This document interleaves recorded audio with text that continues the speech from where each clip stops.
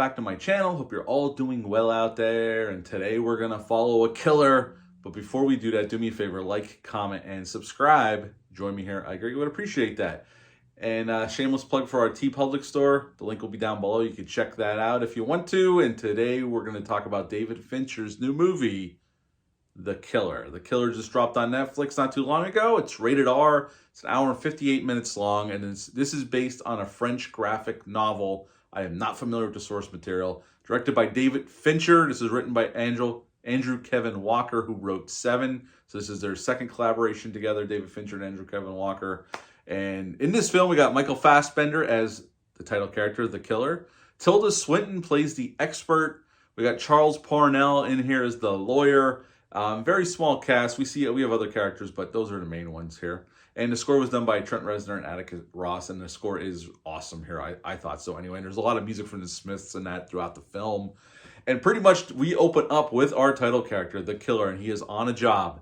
And we spend the first 20-some minutes with him as he's planning and waiting for his target, for the right moment to strike. He's across the way in an apartment that's under construction, and he's watching this room across the street, and he's waiting, and we're with him for like 22 minutes. The scene goes on until he finally takes his shot, his kill shot, which he fucks up because this guy has this woman dressed in a leather outfit, and Michael Fassbender has him in his sights with his rifle, and he goes to shoot, and the woman walks in front and gets hit by the bullet, and his hit goes awry.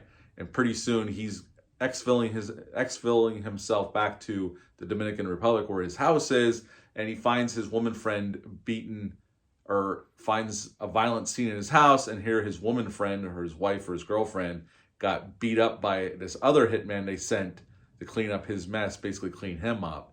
And pretty much the rest of the film is him getting revenge, going back to the States, searching out the lawyer, searching out the expert, and then searching out the guy who put the hit, who wanted him cleaned up because he messed his hit up. And we find Michael Fassbender, this is his film, and he's great here. Most of his dialogue, I mean, he does have external dialogue, but most of it's inner monologuing. And I loved that plot device. I also loved the use of music. He would use music when he was doing a hit to calm himself, and it was a useful distraction, he says, throughout the film. And I liked that a lot. And we see him very cold and calculating, planning every move out down to the minute detail. And I was really interested, and I was really there for it. It's really well done, and it's like a procedural for a hitman. That's kind of what this movie is. And we get a really good fight scene about halfway through the movie with this really jacked up Florida guy who's the one who beat up his girlfriend or his wife.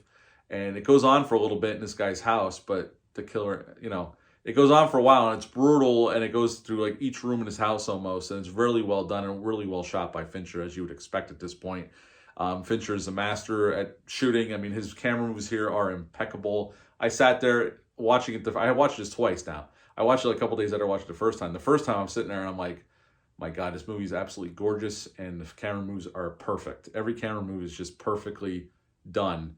And that's just David Fincher. He's one of our best directors of all time, and he's one of our best directors working today. So you would expect a well-shot movie, and this is no different here. He shoots the shit out of this film. And Michael Fassbender gives it his all. Everybody else in the cast is great too. This is just Michael Fassbender's movie. It rests on his shoulders, and he's great here. He really, really is. And you could tell he put his all into this film, getting in shape, learning the fight choreography, everything. It just works really well. Now, there's not a ton of action in this film, so don't think there's like wall-to-wall action. There's really not. When it does happen, it's well done, it's well executed, it's well shot, obviously, but there's not a ton of action. I mean, it's mostly watching him set up what he's going to do and then him executing it.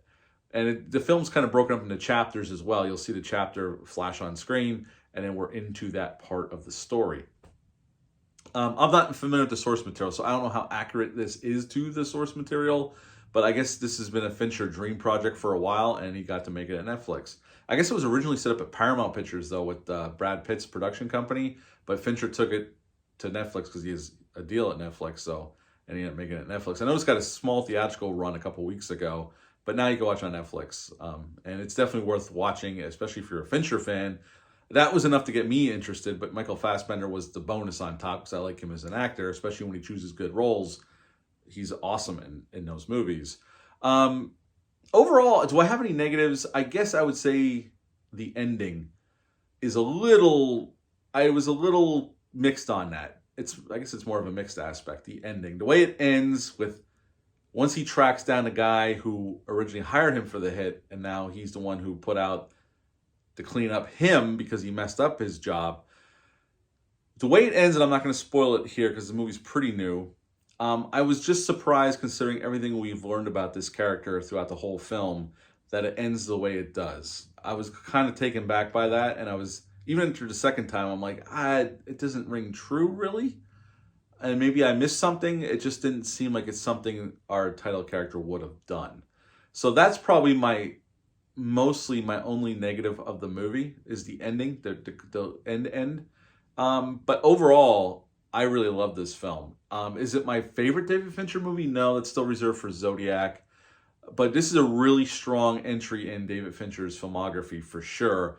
Again, he directs it with a sure hand. It's beautifully shot, and every camera move is just perfect. Honestly, I couldn't find a flaw in any of the coverage or any of the camera moves. I was just sitting there going, Jesus Christ, this is a beautifully directed movie. And again, shouldn't be surprised at this point by a Fincher movie that it's top tier directed. I mean, that's David Fincher. He's very meticulous in the way he directs films, and this film is no different. This is probably his most structurally and story-wise, probably one of his more simpler films. I would put this up there with like Panic Room as more of a pretty simple movie in terms of what the plot is. But that's fine. It doesn't matter. I love just a simple plot, and this definitely has that. It's basically a revenge movie at the end of the day. And I really enjoyed it. I think it's one of my favorite films of the year. It's definitely going to make my top 10, considering it's the middle of November. Actually, the funny thing was during this movie, I had to look it up after I watched it, especially the second time I caught it. The killer uses sitcom names from 70s and 80s sitcoms. He uses names from those shows. Like Oscar Madison was from The Odd Couple, and he uses several of them throughout the film when he checks in at the airport or rents a car. If you watch this, just keep a lookout whenever they say his name at the airport or when he's renting a car. It's a 70s or 80s sitcom character. That's what that is. Again, this is David Fincher and Andrew Kevin Walker's second collaboration after Seven, although Andrew Kevin Walker did do uncredited rewrites on The Game, if you've ever seen that film, which I really like that film as well. Other than that, I have nothing. My only negative is the end of this movie. At the end of the day, I would give The Killer a 9.5 out of 10. A 9.5 out of 10 for The Killer. Have you seen it yet? It's on Netflix. You can watch it. Leave a comment down below. Let me know. Hit the thumbs up. Hit the subscribe button. Share this video. I greatly would appreciate that. I'll be back soon with the review for Bird on a Wire. But until then, bye.